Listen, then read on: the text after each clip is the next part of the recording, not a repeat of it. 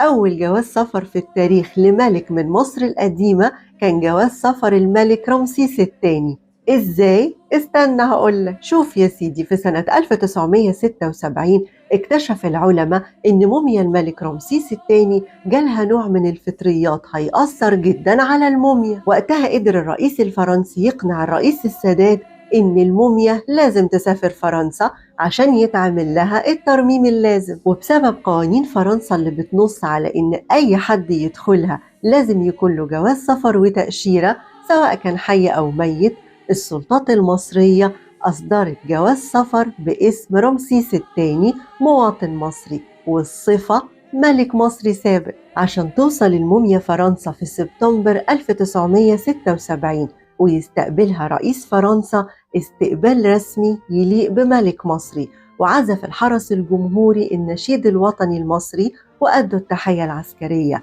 احتراما لموميا الملك رمسيس الثاني.